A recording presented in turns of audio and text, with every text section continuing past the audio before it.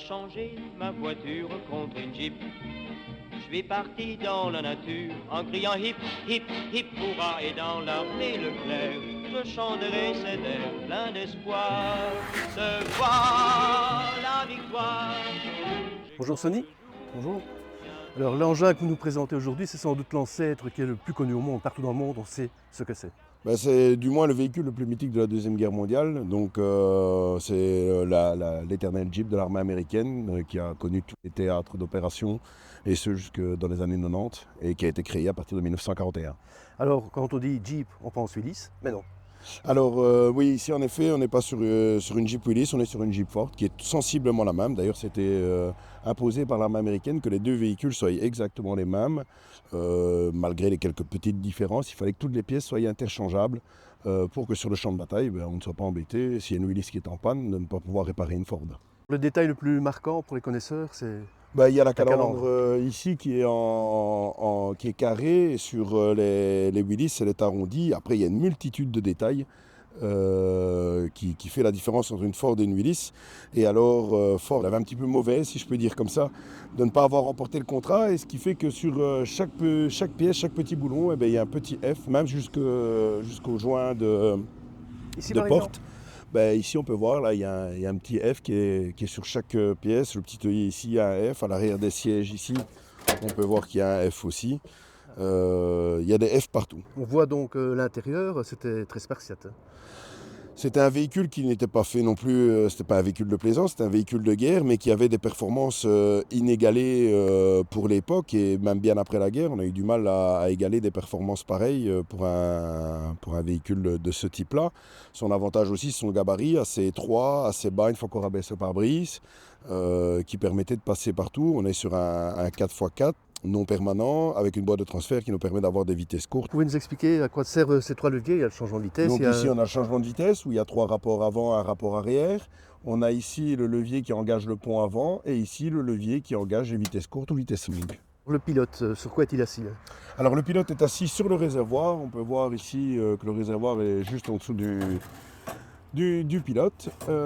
Ici, vous avez le porte-fusil. Ensuite, les Jeeps ont été modifiés en unités avec des fois un support de pied de mitrailleuse ici au milieu ou latéral, ou alors, voire même sur le tableau de bord, il découpait la moitié de la porte de la boîte à gants et il fixait la mitrailleuse là à l'avant. Il y a même eu dans certaines unités de l'armée anglaise où des Français et des Belges ont participé, qui sont les SAS, les Special Air Service, qui eux ont carrément modifié toutes les Jeeps. Ils enlevaient les pare-brises, ils coupaient les marchepieds, ils modifiaient les calandres pour qu'elles refroidissent mieux, ils blindaient l'arrière. Il y en a même sur lesquels on a aménagé une civière. Oui, donc des supports de brancard, des dérouleurs de câbles pour les téléphones, des radios, il y en a eu avec des postes à souder pour la maintenance. C'est vraiment un véhicule qui a été transformé en plein de choses, des fois même découpé à moitié à l'arrière avec une flèche, ou alors découpé et mis avec des arrières de remorque pour les rallonger dans les champs d'aviation. Il y a eu énormément de modifications de fait. Et le moteur, quelles sont ses caractéristiques? Alors c'est un 2,2 litres essence de 4 cylindres qui produit 60 chevaux. On peut le voir ici, donc avec le filtre à air à bain d'huile, le klaxon, le carburateur, le régulateur, la génératrice. Donc, Et c'est un moteur qui vous permet de rouler à quelle vitesse? on peut la monter jusqu'à 100 km/h. C'est pas recommandé pour la mécanique. En moyenne, on roule vers les 45-50 miles, ce qui fait plus ou moins 80 km/h, ce qui est pas mal pour une vitesse de croisière, pour une mémère de cet âge-là. Ok. Elle roule? Oui, elle roule. On roule? Allez. Allez alors.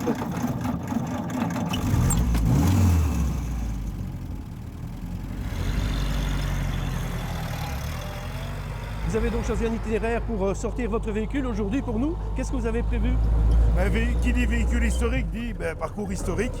Donc on a démarré du monument que notre association a inauguré il y a peu à Ressé, à côté du château de la Hutte, pour un avion qui s'est crashé, le Big Fat Butterfly. Et ici on se dirige vers Vaudrey, où on va pouvoir passer par la ferme Garlemand, qui était le centre de rassemblement des parachutages pour la résistance. Et ensuite, on va pouvoir s'arrêter au monument du B40. Donc ici, c'est le lieu où avaient lieu tous les parachutages par les Anglais du matériel pour la résistance. Et à quelques centaines de mètres, ça a été le lieu de combat entre l'armée allemande et les résistants, où 8 hommes sont morts au champ d'honneur. Sonny, je suppose qu'en passionné du patrimoine militaire, vous connaissez parfaitement l'histoire de votre Jeep. Cette Jeep est sortie d'usine aux États-Unis dans le Kentucky le 30 juin 1944. Son moteur a été coulé le 8 juin 1944. Et pour la petite anecdote, le compteur kilométrique a été fabriqué le 6 juin 1944. J'ai retrouvé la date derrière de fabrication. Alors c'est une date un peu particulière, ça donne de la valeur au véhicule? Non, pas spécialement. L'intérêt ici de ce véhicule en particulier, c'est qu'il est matching number. C'est-à-dire? Matching number, ça veut dire que la caisse, le châssis et le moteur correspondent tous les trois et ont les numéros correspondants. Parce qu'on avait l'habitude de cannibaliser, de récupérer les pièces sur les voitures qui avaient été endommagées? Déjà à l'après-guerre et puis même déjà pendant la guerre, quand une Jeep tombait en panne, on ne regardait pas. On prenait le moteur d'une autre, on le mettait dans celle où la carrosserie allait bien et comme ça le véhicule pouvait repartir. Et où l'avez-vous trouvé? Alors celle-ci, je l'ai trouvée dans la région parisienne. Elle servait chez un monsieur qui allait à la chasse avec. Alors elle paraissait belle de loin, mais tout le fond avait été blacksonné. Et ils avaient mis un genre de roofing comme ça sur le plancher. Et une fois que la caisse est passée au sablage, c'est le cas de dire, on est tombé sur une belle tendelle de plage. Vous êtes fait avoir? Non, je ne me suis pas fait avoir, mais ça demandait plus de travail que prévu. Ça a été plus ou moins, si je dois tout mettre bout à bout, pas loin d'une petite année de restauration intensif et surtout pour la recherche de toutes les petites pièces qui pouvaient manquer. Et en plus ici, vu que c'est une Ford, j'ai essayé de retrouver les pièces justement marquées de ces fameux F. Alors vous avez réussi à reconstituer vraiment la Jeep telle que l'armée américaine la conduisait à l'époque? Alors oui, ici je l'ai remis dans la conception, je vais dire sortie d'usine. Donc il n'y a pas d'amélioration d'unité dessus. Vous la conduisez parfois comme ça pour le plaisir, sans participer à une reconstitution? Ouais, régulièrement. Vous voyez, on roule ici par brise baissée, on a un plein vent, c'est la liberté dans la liberté. Je dirais même que c'est un peu effrayant quand on n'a pas l'habitude de rouler sans pare-brise et sans porte. Ah, ça fait un peu comme en moto, mais sans casque.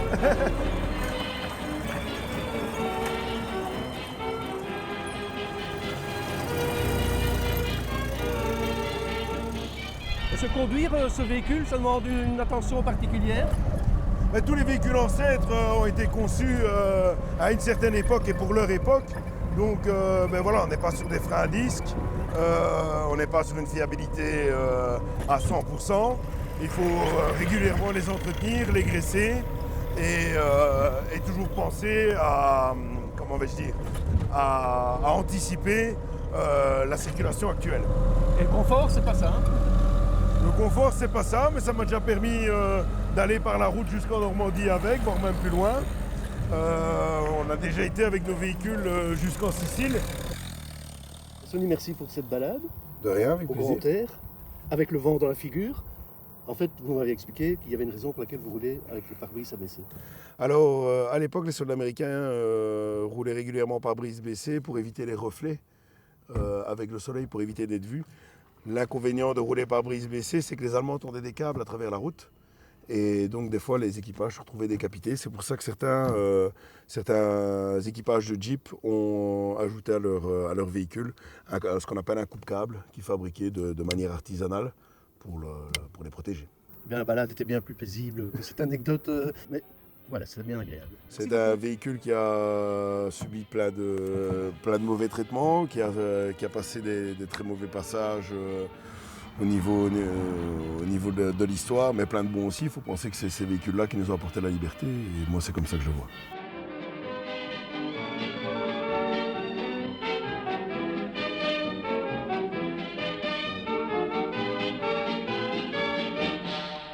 J'ai changé ma voiture contre une Jeep.